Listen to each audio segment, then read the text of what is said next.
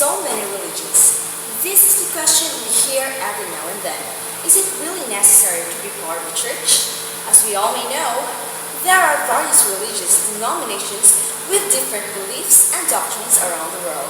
Some of the examples are Lutherans, Baptists, born-again Christians, Seventh-day Adventists, Pentecostals, Protestants, Anglicans, Presbyterians, Church of Christ in the Latter-day Church, or commonly known as Mormons, Orthodox, Catholics, Islam, and the list would just go on. These different sects therefore created confusions in the minds of the people. Some would say it is better because it gives you several choices to choose from, or you can go to whatever church that fits your beliefs. But of all these churches, how can we distinguish the one true church that would lead man to salvation? Let's find out the answer as we start the video presentation. As a human being, asking about the things that we usually see or even not can lead us to curiosity or question to answer why, what and how the things exist. And as a believer and a faithful, I myself ask this question. And let's now find the answer. If what is the church? Church is a congregation of all baptized persons united in the common faith, sacraments, and sacrifice under the authority of Supreme Pontiff and bishops, or communion with him.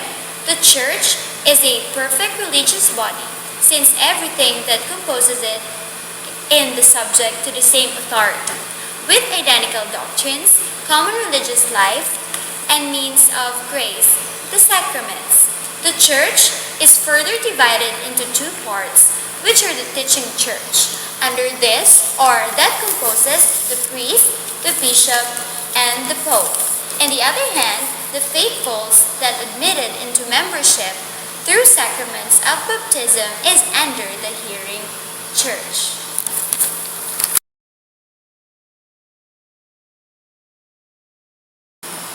How is the church enabled to lead men to salvation?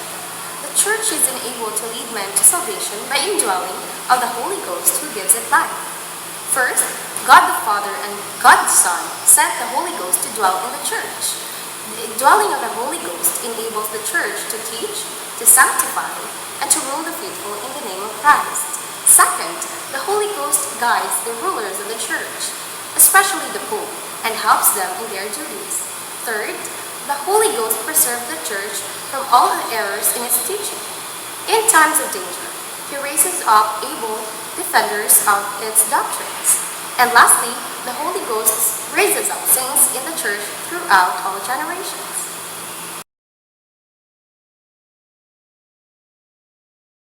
I've shown you earlier the many different religious denominations throughout the world. They all believe that there is one sovereign being ruling the universe. They say that it is important to do good things or follow the commandments written in their respective religious books. But are all these religions the same? The answer is no. No, for truth and error are not the same, faith and unbelief are not the same, and light and darkness are not the same. Islam believes that there is life after death, but also believes in and practices polygamy. Protestants believes in the Holy Trinity, but does not believe in salvation through faith with good works. Baptist believes in the eternal life to come, but also believes in the so-called doctrine of once saved, always saved.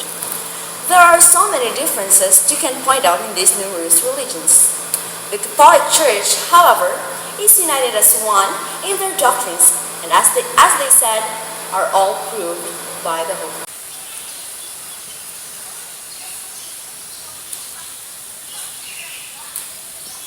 The one true church is a church that is no secret and is visible all over the earth. The one true church was established by Christ in 33 AD. It is the one and only church handed down by the apostles to their successors, who are also known as the bishops. And this one true church is no other than the Catholic Church. And since the Catholic Church possesses all the marks that we are looking for, the unity, the holiness, the Catholicity, and the apostolicity, all marks set by the Christ, There is no doubt that the Catholic Church will claim and will be hailed as one. The history of the Catholic Church gives miraculous strength, permanence, and unchangeableness, so showing the world that it is under the protection of God.